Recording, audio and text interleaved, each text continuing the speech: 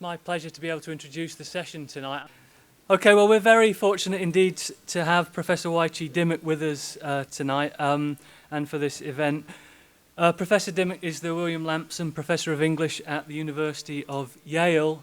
Many of you will know her very widely praised body of work, which brings together in a way that unquestionably C.L.R. James would have appreciated both the concern for close reading, leave-a-sight kind of close reading, as well as a desire to conceptualize literature in a much broader and complex fashion than is often the case by mapping the myriad different relationships of literary creativity across and beyond the imposed boundaries of national traditions, and also by situating literature within a much wider social context generally. Wai Chee has done a lot of work exploring literature in and through other kinds of disciplinary forms of knowledge. And also, something else that James no doubt would have appreciated, insisting on not taking as confining the distinction between high, elite and popular culture. So we're extremely glad that she's able to be here and that she's able to address us today. And her title promises more of exactly those kinds of connections that I've described and which James, of course, so relished. The title is Boundless Labour, C.L.R. James, Herman Melville, Frank Stella. Thank you so much, Andy. It's a great honor for me to be here. I think that most of you here actually know more about C.L.R. James than I do. This is the first time that actually I've written on James. So, you know, I'm asking for your indulgence and for your generosity as you listen to my not completely as well informed as you would like kind of talk, but I'll try my best. So without further ado, I'm going to talk about mariners, renegades, and castaways. No matter how we look at it, it is a strange book. This is a book about Melville, the only one by James, dedicated to a single author. And it's not only that, but an author who is not in any obvious sense political, or at least not in the way that James himself has been. He began writing it on June 10th, 1952, as you guys know, when he was arrested by the U.S. Immigration and Naturalization Services sent to Ellis Island, where he was detained for the next 6 months. It was on Ellis Island that he tried to put into words the almost prophetic vision that came to him in this encounter with what he called the miracle of Herman Melville. I use the word prophetic because James's own word miracle seems to call for it. And I have more to say about the unexpected appearance of what appears to be an entirely different semantic register, so out of place in the starkly bureaucratic and geopolitical environment of the Immigration and Naturalization Service. But for now, I just want to concentrate on the extraordinary claim that James is making, namely that his 20th century experience with the world's migrant populations is somehow off a piece with his reading of a novel by a 19th century author. This is what he says. A great deal of this book was written on Ellis Island while I was being detained by the Department of Immigration. The island, like Melville's Pequod, is a miniature of all the nations of the world and all sections of society. My experience of it and the circumstances attending my stay there have so deepened my understanding of Melville and so profoundly influenced the form the book has taken that an account of this has seemed to me not only a natural but necessary conclusion. This is to be found in chapter 7. Well, at least that was the plan. What actually happened was a little different. The first edition, which was privately published, didn't sell well. Of the 20,000 copies that were printed, all but 2,000 were returned to the publisher. And things only went downhill from there. Chapter 7 was left out of the 1978 Bevic edition, and it was also left out of the 1985 edition from Ellison and Busby. In fact, it wasn't until 2001 when Donald Pease brought out a new edition from the University Press of New England, that the chapter was restored and the book finally took the form that James had envisioned for it. I go into this publication history not to show that editors are benighted or that they have taken unwarranted liberties, but partly to see it from their point of view and to ask a question that it seems to me needs to be asked, namely, is Chapter 7 really integral to the rest of the book? In what sense can James's 6-month sojourn on Ellis Island be said to have any bearing at all on the 19th century novel? Or, to put the question more generally, what exactly is the crosstime orthology of a text, the form that it takes from one century to another, as it is read, wrestled with, mixed in with new material, put to new and sometimes opposing uses? How much interpretation can it accept? And how far can it be bent to accommodate that new input? Can we think of it as shareable, a form of work divided between author and readers, form of work that is done at multiple sites and at multiple points in time with multiple contributors all pitching in? I put the question this way in terms of work and the conception of it as ongoing and unending, because this is what James has in mind when he turns to Melville. The title of his book, Mariners, Renegades, and Castaways, is taken from Moby Dick in the context of work, the habitual state of the arm that wields a pick or drives a spike. This is the original passage from Melville. If then to meanest mariners and renegades and castaways, I shall hereafter ascribe high qualities, though dark, weave among them tragic graces. If even the most mournful, perchance the most abased among them all, shall at times lift himself to the exalted mons. If I shall touch that workman's arm with some ethereal light, if I shall spread a rainbow over his disastrous set of sun, then against all mortal critics bear me out in this, thou just spirit of equality, which has spread one royal mantle of humanity over all my kind. In one sense, this is a stirring tribute to the lowly worker, lifting him up, claiming for him the high qualities traditionally reserved for the well-born. In Melville's formulation, though, these high qualities also happen to be dark and forbidding, woven with tragic graces. The ethereal light shining upon him also happens to be coming from a disastrous set of sun. The working man in Melville is deliberately elevated only to be brought low, hit by a tragedy that is guaranteed to happen. It is a paradox, but this is pretty much the plot of Moby Dick, with the sinking of the Pequod, Queequeg, Tushtigo, Dagu, and everyone else on the ship all perish. James is not blind to this.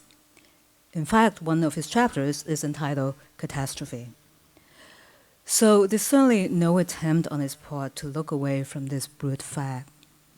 In fact, far from looking away, he insists on coming back to it, giving it renewed attention, the benefit of a second look. It is important to do this because, according to him, Moby Dick is not the same book the second time around. What we see at first sight, he says, is indeed tragedy on a grand scale. Men turned into devils, an industrial civilization on fire and plunging into darkness. But this is not the only novel Moby Dick could be. It is worth reading it again, because when you look again, you see that the crew is indestructible. There they are, laughing at the terrible things that have happened to them. The 3 harpooners are doing the work. doing the work. There it is again. For James, there is a world of significance in that phrase, which is why he keeps coming back to it.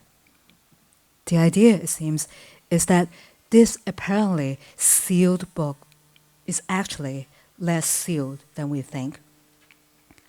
Far from being a closed chapter carved in stone, it is still a work in progress, still open-ended, up for grabs, a field of potential that can be activated and extended, taken in completely new directions. Melville's novel could be any number of things, many of these still far into the distant future, not emerging for many years to come. This text, and indeed any other text, is not yet finished and never will be finished. It not only accepts input from new readers, it needs that new input, readers who pull it and stretch it and rework it into many unexpected things. Moby Dick, in other words, is entirely expandable. It never stops being permeable to the world around it. The feedback loop into it is never closed, and every other text is just like that, according to James. It is this in-progress ontology of the text that gives James's theory of work the traction that it enjoys, the sense of primacy, efficacy, and necessity. If texts are always left in a state of incompletion, there is always more work, a lot more work, for every reader to do. Work, in short, is both the defining condition of the crew on the Pequod and the defining condition of the text that allows a succession of readers to have continued input into it. A text that is mistakenly imagined to be authored by just one person. For James, these two defining conditions are one and the same. One implies the other and necessitates the other. And for him, it is also important that both of them should be the lowest common denominators, the most unremarkable of phenomena, something that we encounter every day, encounter over and over again. And so, when it comes to work on the Pequod, we shouldn't be surprised that there is no attempt on his part to play up the nobility of the crew, to turn them into super workers, superheroes. On the contrary, what he wants to highlight more than anything else is just how ordinary these people are, lacking in distinction, lacking even anything that might make them noteworthy victims. They are not suffering workers, not revolutionary workers, nor people who must be organized. What matters to them primarily, as it does to all workers, and in fact to all people, is the work they do every day, so many hours a day, nearly every day in the year. This description of work might seem deliberately de-romanticizing, turning it into a routine, mindlessly repetitive. But for James, there is strength in that very fact, in the steadfastness and dependability of something that is done on a regular basis, done over and over again. And in paying tribute to that dependable rhythm, he also registers a significant departure from Melville, an implied critique, as well as an alternative ending to Moby Dick itself. In Melville, work is simply the background, the pre-existing condition of those to whom something very bad eventually happens. As the background, it is definitely not the main event, not a force shaping the unfolding drama. It doesn't have the power to dictate the outcome, to avert disasters, or to shield people from harm.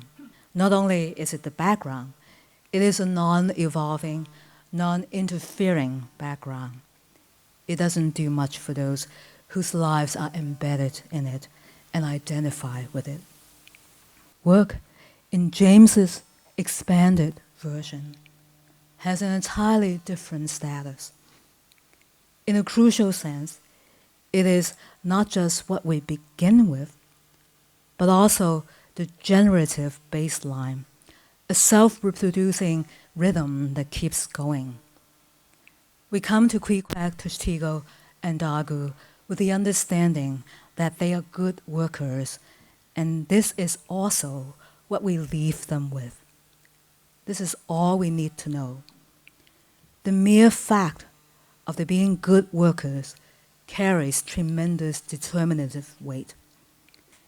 Because of it, they have a durable place in the world, a place that lasts so long that in the end, it seems as if they are indestructible. How could this be? How could a background condition be given such importance? How could it be underscored to such an extent and offered as the main event, the basis for the story's continuation into the future?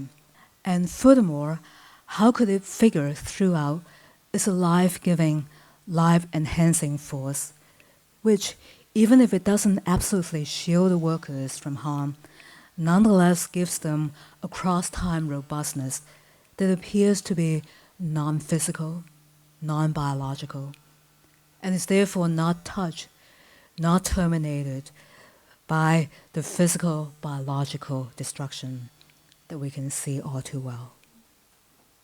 Miracle isn't too strong a word for the longevity that follows as a result.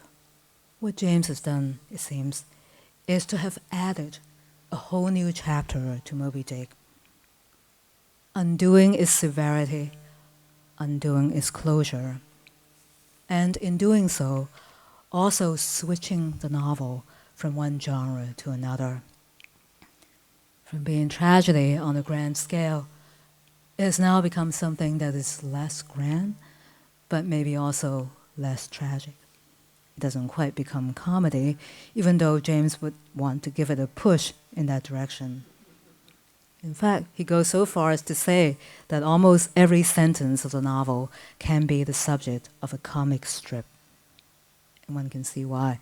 A great deal of the banter among the sailors is in fact very funny, a quality that Melville is careful to emphasize. James points to this passage from Moby Dick about the complicated coils of the way line that can ensnare anyone and dispatch him in a minute, and the habit of mind the sailors cultivate as a result. This is Melville. Yes, habit, strange thing. What cannot habit accomplish? Gayer sallies, more merry mirth, better jokes, and brighter repartees you never heard over your mahogany than you will hear over the half-inch white cedar of the whaleboat when thus hung in hangman's nooses. For most readers, this might not seem like the most pivotal moment in Moby Dick. For James, it is absolutely crucial, so crucial that we can't just read it once. We have to come back to it. And this is James. Melville is so gay that at the first reading, you can easily miss the significance of those last sentences for the world we live in. But reread them. The humor and the wit of the mariners, renegades, and castaways are beyond the cultivated interchanges of those who sit around mahogany tables. They have to be. Hangman's nooses hang loose around the necks of countless millions today, and for them, the unfailing humor is an assertion of life and sanity against the ever-present threat of destruction and a world in chaos. In James's expanded version of Moby Dick, the humor and the wit and the nooses around the necks go hand in hand. The former doesn't completely negate the latter. What it does do, though, is to make it less binding, something we are no longer so sure about, turning it from being the last word to something that is considerably less. And in being less, in not quite achieving the finality the tragedy calls for, also getting out from under it and turning into something else. This is one meaning of beyond a boundary that I would like to explore, the sneaking out from under one genre and turning into something else. In this case, it seems to rest on three things. First, the below the threshold potentiality of a story. Secondly, the presence of readers also with a below the threshold existence. And finally, the unending work that they're willing to do. This is the spin that James puts on what Ahab calls the little lower layer. For him, the little lower layer has to do, above all, with those mariners, renegades, and castaways who rarely achieve visibility. It has to do with the habit of work. And when it does manifest itself, it takes the form of a humor that cuts across and cuts into the generic conventions of tragedy. But James is not very explicit, at least not yet, why he thinks that these people are capable of that. All he says is this: they are a world federation of modern industrial workers. They owe no allegiance, to no nationality. There are Americans among them, but it is the officers who are American. Among the crew, nobody is anything. They owe no allegiance to anybody or anything except the work they have to do and the relations to one another on which that work depends. A lot of negatives there. These people are not Americans, they are nobodies, they owe no allegiance to any nation. Together, they seem to add up to something called a world federation, although James isn't telling us just yet why that should be the case.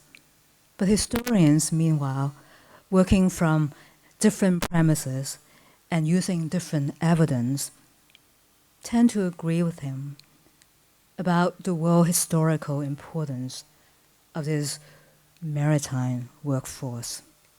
Peter Linebaugh and Marcus Rediker, in the classic study, The Many-Headed Hydra, Sailors, Slaves, Commoners, and the Hidden History of the Revolutionary Atlantic, have called attention to just this transatlantic and transoceanic activism practiced by variously designated dispossessed commoners, transported felons, indentured servants, religious radicals, pirates, urban laborers, soldiers, sailors, and African slaves, united by the low opinion of high authorities, and when they saw fit, breaking out into strikes and mutinies and insurrections that often took the superiors by surprise. Linebaugh and Rediker compare these outbreaks to the long waves of the Atlantic, waves that, when they finally hit the shore, seem to be coming from nowhere. The strength of these waves, they said, depend on the length of its fetch or the distance from its point of origin. The longer the fetch, the greater the wave. Nothing can stop these long waves. They become visible only at the end when they rise and break. For most of the fetch, the surface of the ocean is undisturbed. The waves of the Atlantic need long distances to develop, to amass the cumulative and exponential force before the actions finally become visible. Likewise, the human equivalent of those waves, the ship's motley crew, what Leinbach and Rediker call the planetary currents of the world's workforce, also needed long distances to develop, to turn themselves into a consequential collectivity. When that happened, when new and unexpected connections were forged among them, the unlooked-for activism often seemed to the casual observer, Leinbach and Rediker, say, accidental, contingent, transient, even miraculous. This is the second time, of course, that we're encountering that word, miracles, or its cognate. Tracing a line of continuity from James to Leinbach and Rediker, it suggests that we probably need to go beyond the empirically existing and describable in order to gather something that, while not strictly empirical, is nonetheless thinkable as a thought experiment that is within our capability. Miracles, in that not strictly empirical sense, is simply a shorthand for all those moments when a long invisible and never suspected phenomenon suddenly crosses the line, erupting with accumulated force and turning into something much larger, something demonstrable, ready now for a second act, a second chance. James has always been interested in miracles of this sort. For him, this is the stuff revolutions are made of. In Black Jacobins, he had written, in a revolution, when the ceaseless slow accumulation of centuries bursts into volcanic eruptions, the meteoric flares and flights above are a meaningless chaos and lend themselves to infinite caprice and romanticism unless the observer sees them always as projections of the subsoil from which they came. Now, he turns away from land, from the subsoil to the open seas. But his field of vision remains the same. It is still preoccupied with what surges up from below. And here too, he's ready for a second act, a second chance, literally, since what happens is often anyone's guess, often not predictable from any prior point. Melville certainly could not have foreseen a reader such as this, a colonial from Trinidad, born to a lower middle class family, able to travel to England only because of cricket, because of his close ties to the players. And even though in Beyond a Boundary, James makes light of loyalty as something that is outmoded, mischievous, even reactionary, when it takes the form of ingrained old school ties and an uncritical devotion to his sports teams, he knows that he himself is very much guilty of this. And that it was only long afterwards, after gruesome experience in another country, that I saw it for the specifically British thing that it was. British or not, it is powerful. And James is, in fact, not entirely negative about it, about the fierce emotions that bind an individual reflexively to a team, an idealized image of that to which we give our allegiance. It is good, he says, to be loyal to what you believe in, although he adds, this may be tautology. What he means, I think, is that what we believe in and what we are loyal to might be one and the same, since emotions are almost always involved, even in the most cerebral intellectual exercise, so that our beliefs might turn out to be a more dignified name for what comes to us as a gut instinct, a structure of feeling that doesn't rise to the level of articulate thought, but for that very reason is likely to be consequentially felt by a lot more people. Structural feeling is, of course, most closely associated with Raymond Williams. Williams prefers this term rather than alternative designations such as worldview or ideology. Not, he says, because he is championing feeling against thought, but rather because what seems most important to him is thought as felt and feeling as thought. Practical consciousness of a present kind in a living and interrelating continuity. Practical consciousness of this sort, he goes on to say, cannot without loss be reduced to belief systems, institutions, or explicit general relationships, though it may include all of this as lived and experience with or without tension. Feeling, for Raymond Williams, operates at a much lower level than belief, which tends to be more formal, more rigid, more organized. And because it operates at this low level, it is also more robust, more elemental, more likely to last through thick and thin. James, I think, has pretty much the same idea, especially when it comes to the emotional resilience of those who go to sea. Not so much as organized labor, as he is careful to point out, but simply as a group of people thrown together by the necessity of work, each putting in so many hours and so many days each week. Just doing that and hang out with others similarly engaged is enough to generate an affect, a bond of solidarity, a gut feeling about the nature of the work, both as it is locally implemented and as it is globally structured. And here is where he parts company with Melville. In taking work to be a background condition, Melville attaches no special importance to it, claims for it no special consequentialness. James claims for it all the consequentialness in the world. According to him, work not only gives the workers a karmic perspective that goes beyond the stipulated boundaries of industrial labor, it also gives them a visceral knowledge, both about their own existential condition and about the condition of the world that regulates it and regiments it. Melville is wrong then not to take these people more seriously and not to give more serious consideration to the question, why doesn't the crew revolt?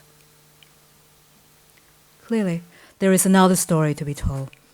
And here is where Ellis Island comes in for James's own experience here, hanging out with those who come through it, the 20th century descendants of those mariners, renegades, and castaways that Melville talks about, gives him just what he needs to add another chapter to the narrative arc of Moby Dick, a chapter that should have been there to begin with, but that is oddly missing.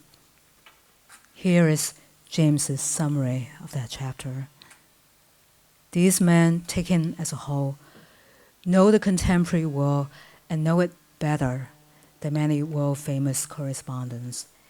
They discuss among themselves the attitudes to the United States, the attitudes to World War III, to Russia, to totalitarianism, to democracy, to national independence. I have never read in any newspaper such coldly realistic discussion as to the possibilities of war and weighing of which side offered the greater advantage. They pass to one another political articles in the popular press, and they discuss and fill in from personal knowledge.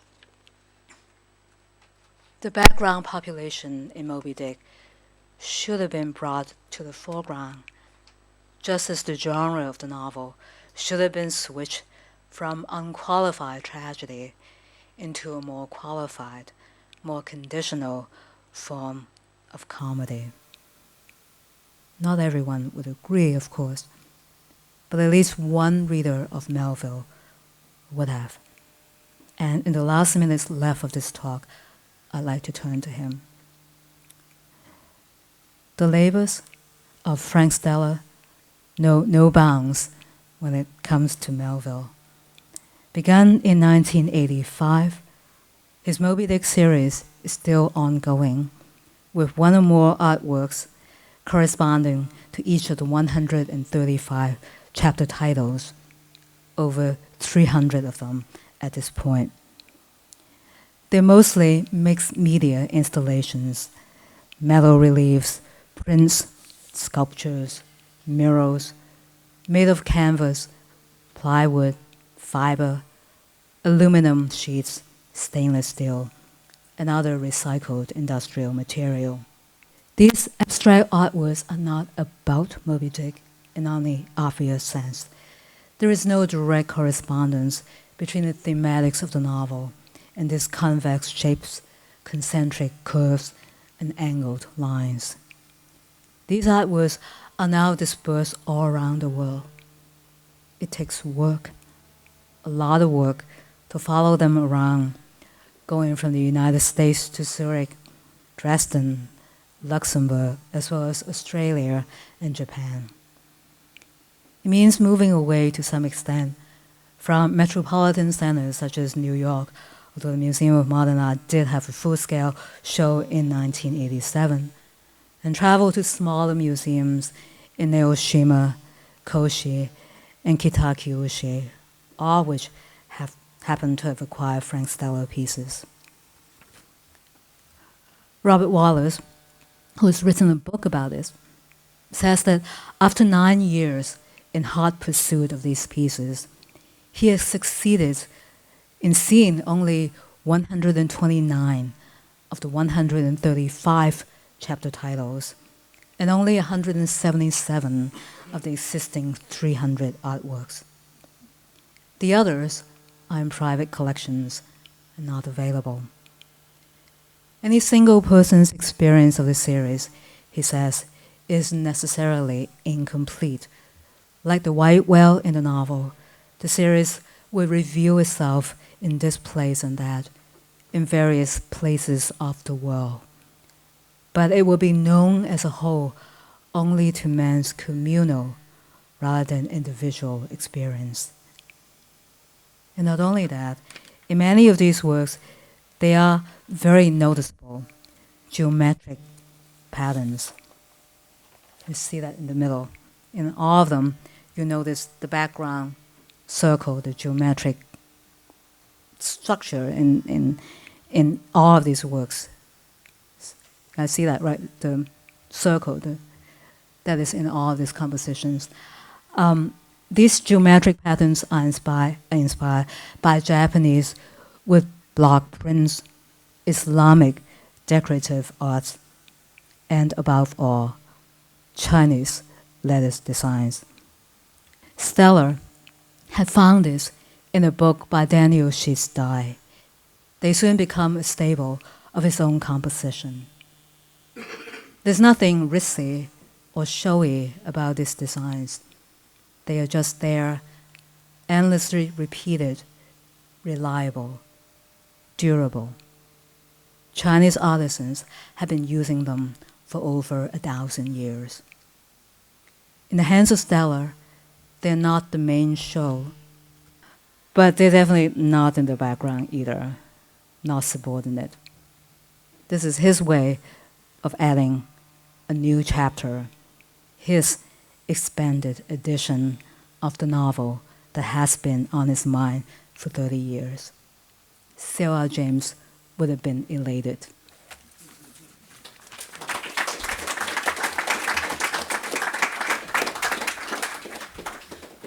Hi. I guess, I loved your talk, so thanks so much for your talk. I guess I had a question about the argument you were making about the role of labor in Melville versus the role of labor in James. And you seem to suggest that James is in part, in a sense, staging a critique of Melville. Yes. And I wonder if we might think of it perhaps less as a critique than as in a sense, an historical argument, Yes. right? That historical circumstances have changed over the period of 100 years since Moby Dick was published, such that this untold tale can now be told. And so I wonder, you know, that the fact that labor remains subordinate in Melville is perhaps, in that sense, less a critique of Melville than an argument about history. Yes, thank you. I mean, that's you know, the critique is only to the extent that any addition to a previous work has to have a little bit of the critical dimension to it. You know, you feel that something is missing from the original that you want to add to it. So only in that sense is it a critique. It's not a you know, a complete negation of what Melville has done. It is to suggest that Melville, being a 19th century author, could not have foreseen all the things that happened in the 20th century. Certainly couldn't have foreseen what James himself foresaw, what he saw on Ellis Island. And in fact, you know, just to bring Frank Stella into the picture, that James likewise could not have seen that there would be someone like Frank Stella coming along and giving another edition to Moby Dick as well. So I guess my conception of work, of the work that each person does, is really a sense of relay. You know, it's the sense of relay is more important than the sense of critiquing or, you know, undermining what goes on before. It's simply adding to it. You know, that there's always something else to be added on. And each time is also built on what has been there before.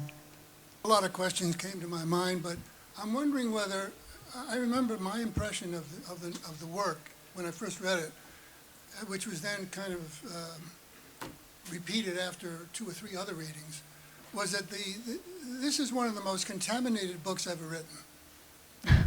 I mean, his motive in writing the book, he submitted it to Congress in a desperate attempt, and I certainly understand his dilemma at the time, desperate attempt to want to stay in the United States. Yes. So he used the book, and I think constructed some of his arguments in the book with a view, a very practical view in mind, or practical purpose in mind, and that is to stay in the United States, not to be deported, and to create a feeling in the reader's mind that he was totally committed to the kind of project that was underway in the United States at the time, which was a virulent anti-communism. So I think that, I mean, the book is really one of the most anti-communist books, in a bad sense, that I've ever read. You know, in other words, he even dehumanizes the figure of the communist. Yeah, no, it's true. In prison, I mean, in Ellis Island, who goes out of his way to try to help James. At least that's as James tells us the story. And yet he even turns that around and makes it into some diabolical conspiracy. That, in other words, that even goodness, or this generosity shown by his fellow inmate, was nothing but a traitorous, you know, perverse, perverted thing. So in other words, what I'm trying to convey is whether all of this, and you know, the book is it's a very interesting book, and it's a new reading of the novel, certainly, bringing to the fore the idea that these humble men, these ordinary men, are really heroic in a way. I mean, they, you know, et cetera, et cetera. So, was your reading of particularly chapter 7? Chapter 7 is, as I say, an exemplification of a certain kind of contamination, political contamination of literature, which I've rarely come across in my life. I don't know if I want to use the word contamination. It certainly is, there are lots of things going on in the book. Let me just say that there's certainly the desire not to be deported, which is a very understandable desire. And I can imagine anyone in those circumstances would not want not to be deported. Any of us in this room would have had experienced that same desire not to be deported.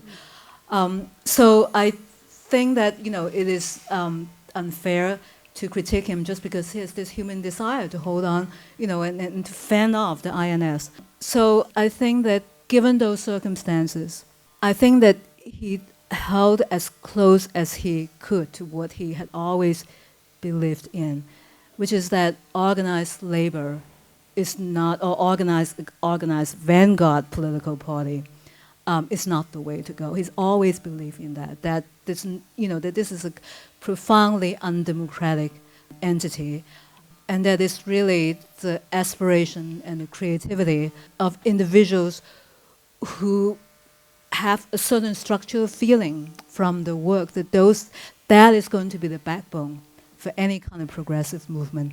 And I don't think that he deviated in the least in chapter 7. Yeah, I think there's another way in which one could read the text. It's the height of the McCarthy era.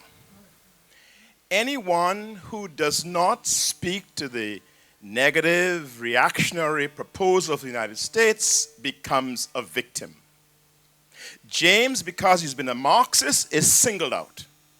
And hence he's saying to you, all of the things I have done, going back to World Revolution, right up to the work I do among the workers in the South, etc., is about the same American project, which America's always stood for. America's always stood for the opening up of the society to all those who have talent, and the speaking out, even against some of your most cherished beliefs, is in keeping with the ideals of the American project, and of course, which it develops in American civilization. Might it not be another way of reading the text to talk about contamination and all that stuff? Obviously, he doesn't want to come back. And when he comes, he doesn't want to go try. He wants to come back to England. But might it not be that here's a man saying, in spite of what you're doing to me, in spite of the provocation, in spite of the prosecution, I stand up for these beliefs because I think ultimately the things which I've given my life, and he says that, to be writing about is profoundly American, and within that context, I need to find an honored place here. Is that one way of reading the text? Absolutely.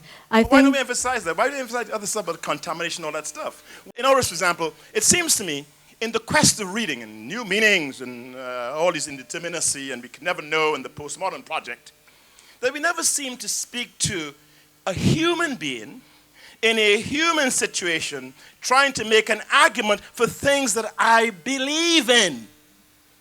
And if you read, well, I would do my thing tomorrow. Yeah, no, I mean, if I could just add to that, I think that related to what you just said, is the argument that, in fact, the United States have been very hypocritical about its own ideals. That, I mean, this is something that's been pointed out by Don Pease as well, many others, that, in fact, this kind of utopian ideal that had been spoken or theorized about or pay homage to. Why do we emphasize those? No, let me, yeah. So what he's saying is that those ideals have been there, they're supposed to be American. The United States have been very hypocritical about them, so that they are just ideals but never put into practice. And I think that what James himself is saying, that actually he had put them into action, or that he had been a better believer in those ideals than the United States government had ever been. I think that's what he's saying, is that only in that sense is he a better American than the United States government. That there's a specific project for which the United States stand. Okay. We in the Caribbean, read this book by this book by James Anthony O'Shaughnessy, in terms of our role in the Caribbean and making possible the American Revolution. Right. In fact, talking of fact, when the British looked at the Caribbean, they're not the Americas. They're not looking at 13 colonies. They're looking at 27 colonies in the West Indies. And why only 13 revolt when the others did not? We are an important part of that project. The Haitian Revolution of which you speak is really a part of that modern project that goes hand in hand with the American Revolution, the French Revolution, and of course the Haitian Revolution. That's what James is, that constant process of humanization of the world. And of course I go on to talk more Moby Dick about that. But why don't we not emphasize, we have all this time. Why don't we emphasize those things in terms of trying to get a measure of the man, and certainly what he stood for, on what he was trying to do. That's I my think only we have emphasized that. Many people have emphasized that. Kerry Dingle from WORLDwrite and Citizen TV project, WORLDbytes. I didn't read Mariners as Frank does. When I read it, although actually I think there's quite a lot in what Selwyn is saying, and there isn't a big disagreement here in terms of what James is saying, but on this final chapter row, which I'd really like to understand, and you guys all know a lot more about this than me, I didn't see it as some sort of compromise with McCarthyism or some great anti-communism, but a consistency with his vilification, quite rightly in my view, of Stalinism and everything it represented. And that would include at that time a real concern at what Communist Party activists were up to anywhere. Very real concern in terms of their collaboration with the state. And I don't think we should be under any illusion about that in terms of what sort of thing went on and how people who had been Marxists or Trotskyists got absolutely hammered and vilified. So, and why shouldn't we expose that? Now, is that a compromise? Is that being anti-communist? I'm not sure that it is, actually. And I also think Selwyn's point is very important about what James is trying to get across in terms of that vision of what people wanted in terms of freedom and what America offered but was unable to deliver, which I think is also your point about him being a better representative of the American dream and ideal than American capitalism could deliver.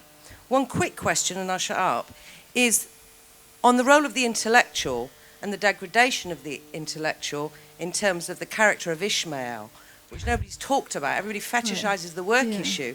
I almost feel that today, that issue of the public intellectual and what James was too, and what's happened to that, is really fascinating. And I wonder if you've got any thoughts on that. Yeah, I'm fascinated by the way in which he completely aligns Ishmael with Ahab. That seems to me to be a possible self-critique, maybe even unconscious self-critique, that surely if James were to identify with anyone in Moby Dick, it would be Ishmael. So, I mean, it's almost a kind of a cautionary tale to himself that, this could be one way to look at how this looks, within a larger picture. That even though he might seem and has always been read by American scholars as the opposite of Ahab, that maybe the opposition is really not between the two of them. I mean, I think it's as simple as that not to give Ishmael, the character of Ishmael, the luxury of thinking that he's always going to have a guaranteed place to the opposite side of Ahab. I think it's important not to there is this anti-communist part of Mariners, but I don't think it's like this McCarthyite thing. That doesn't necessarily excuse it because he's just talking about Stalinism. I mean, George Padmore does actually write him and say that he's gone a bit too far in that move. And Padmore is not talking about either defending Stalin or the CP, but kind of a certain kind of political calculation that he made, which I don't think necessarily, to your point, I don't think it undermines it or taints it in any kind of way. But I just think we have to kind of get disengaged from these line struggles that kind of organize how we talk about James. So this was, I guess, a question now. This was all very interesting, and I'm not familiar with Stella's work. So I'm just curious as to, and maybe I missed it, but are you seeing any kind of, I guess, corresponding aesthetic moves that James is kind of maybe identifying in Melville that he then potentially translates in Beyond the Boundary that might also come out in Stella's artwork? And if so, if you could elaborate on that. Yes, I think that I'm not arguing for any kind of influence of James on Stella, but I think it's pretty much the same idea. And lots of people actually, a lot of us do this without necessarily theorizing about it, which is to turn something that is the background into the foreground. I mean, so that Gombrich, for instance, talked about the duck and rabbit problem. That, I mean, not a problem, but it's just a phenomenon that some people would see the duck and some people would see the rabbit. And so every text comes to us giving us a version of the duck, and then a lot of us see the rabbit. And this is what a lot of readers do when they turn to Moby Dick, is that they notice things that are in the margins or in the background, and all of a sudden they bring those into sharp relief, and you see a different picture of Moby Dick. I do think that Stella is the kind of craftsman that would identify more closely with the artisan tradition. There are just so many works that are similar. He's not arguing for great originality. In fact, I think very few modern artists would really want to argue for that. I mean, at this point, he has a studio with people working for him. So it really is a lot of it is teamwork. Also, the very aesthetics of it, using recycled material, suggests that he's recycling Melville in thematics. He's recycling the work of Chinese artisans for 1,000 years. He's recycling is nothing to be ashamed of. It's what we all do. First of all, I don't agree with a number of things you said, but this is not the place to do that. I just want to raise one or two points. Before that, I want to say that a number of times today, at least I think I heard it, people said, well, who is Matthew Bondman, at least in the last workshop? Well, Mariners, Renegades, and Castaways is Matthew Bondman. That's the point. Depending on what side of the Atlantic you are, it takes the form, or what country you are, what culture you come from, it takes the form of Mariners, Renegades, and Castaways, meanest Mariners, Renegades, and Castaways, or Matthew Bondman, or various other characters. What Melville was trying to do, and C.L.R. was trying to emphasize, was that those who are nobody are everybody. Yes. And really matter. Absolutely. And that is really absolutely crucial. And what he makes clear, and what Melville makes clear, is that they make the world go round. They are not nobody. They are indeed, in terms of what happens in the world, everybody. There's a problem. There are no women. That's a problem. But that doesn't matter in the terms of the novel, because Melville was trying to do something else, and he was trying to undermine really deep racism, not necessarily against people of color only, but against working class people. And he said, they're full of nonsense. Polite, right? Okay, on the question of Ishmael, you cannot say that C.L.R. identified with Ishmael, which is what I think I heard. Am I wrong? This is likely to. That he's, no, if he's he would, the most unlikely man in the world to identify. He has a whole piece which later he somewhat regretted. I had a correspondence with him on it when he was in England and I was still in the US, on the intellectual of Europe and how full of nonsense he was, and that was what Ishmael became. And he said, he asked me to read it, and I did, and I said, look, I think it's too strong. I was very deeply involved in the writing of this book, which I spoke about at a conference that was recently organized. And I wrote and said, look, I think the attack on the intellectual is much too strong. And he said that was the conclusion that he himself had come to, and that in another edition he would soft pedal. But with that's in the book, it's impossible to think that he would in any way identify with Ishmael, the man who would not act. Only a self-critique, only a self-cautionary tale. No, I don't think so. I don't think so, especially in the United States. He would not have seen himself that way because he was not in that connection at all. And that's something which people in Europe may not know. There was another point I have to look at my notes. Well, I don't think we're in disagreement. I think that Oh, that right. you know I think that Yeah. that what you just said and what I was hoping I was saying is that for James, the history of the world is the history of those who've been dismissed as nobodies. Yes, That is and the I history that has to be appreciate that. told. I think that we're both making that Yes. point. Okay. The other thing was about the distribution of the book. We sent it to every member of Congress, and they didn't want to know. What a surprise. And they wouldn't now. If you sent the same book today, most of them would send it back. They haven't changed that much in any positive direction.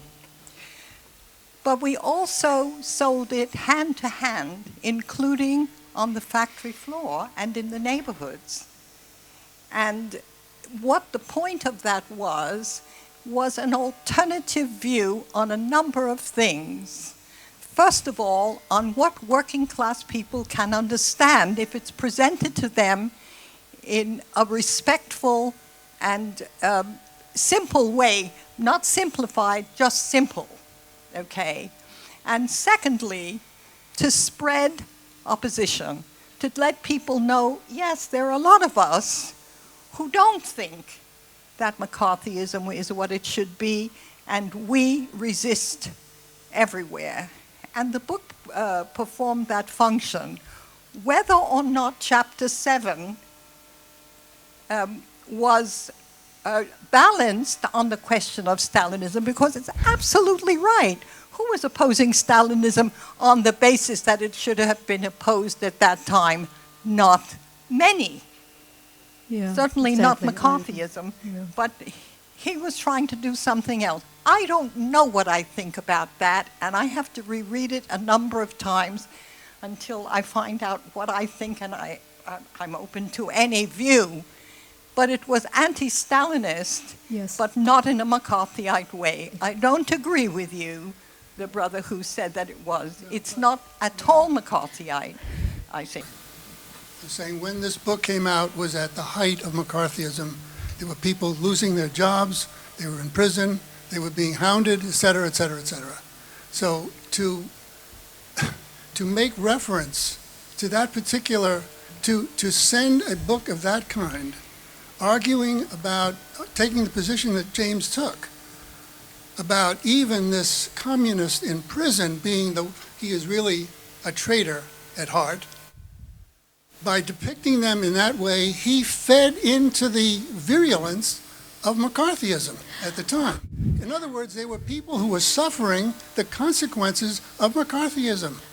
Okay, let Wai Chee respond. Well, I'm not sure that have I made my point? Yes. No, I got your point. I think that what I would want to say in response to that is that, yes, but it's off a piece with a larger project of demonstrating to American readers that there's something vital about the United States, okay, including its anti-Stalinism, that is actually better performed by James himself.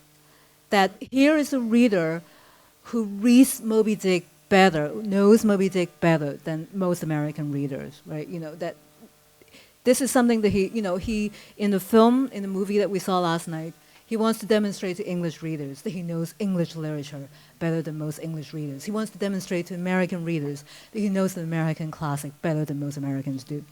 And he also wants to demonstrate to American politicians that if they want to go down the road of anti-Stalinism, here is someone who is better, who can oppose Stalinism on better grounds than most American politicians can. I think these are really important discussions. They're also ones that will go well with a glass of wine, possibly. So before we disperse, perhaps first of all we should just thank Wai Chee again for her talk. And secondly, I'll invite Christian just to come and unveil his discovery for us. Okay. In 1982, C.L.R. James made a remark.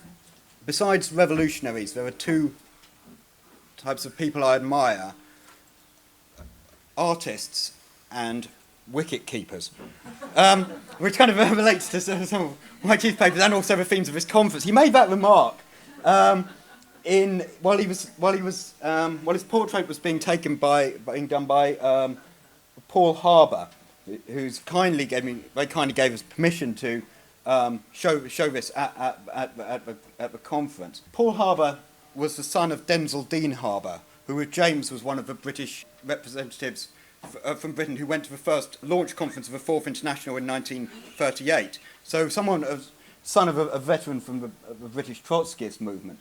And it was Harbour's connections with, I think, Charlie van Gelderen, the South African Trotskyist, that enabled him to do this painting in 1982.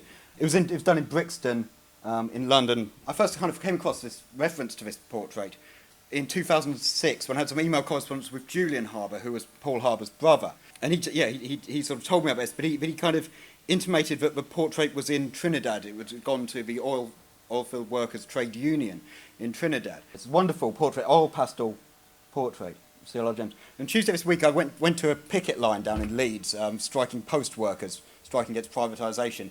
And on the picket line, showing solidarity to her husband who was on strike, was a woman who I'd met over 10 years ago, and through the anti-capitalist movement. And she then emailed me out of the blue, like on Thursday this week, saying that her father had done a portrait of C.L.R. James, and would I know anyone that was interested in this?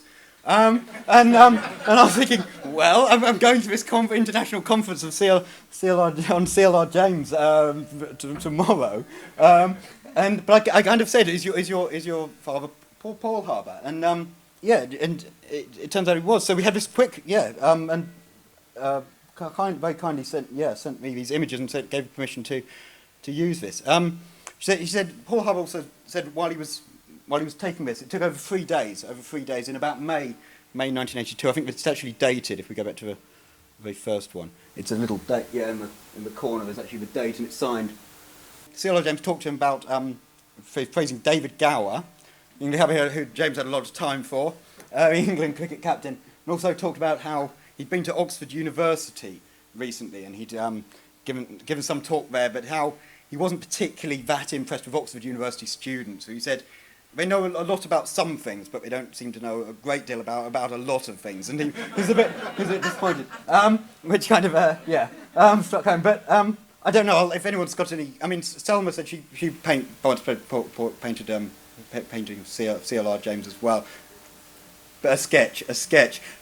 Paul Harbour said he did another little sketch as well for James, which I think is possibly, that one might be the one back in Trinidad. But and I just thought this would be an opportune, conference. It fits, to show this.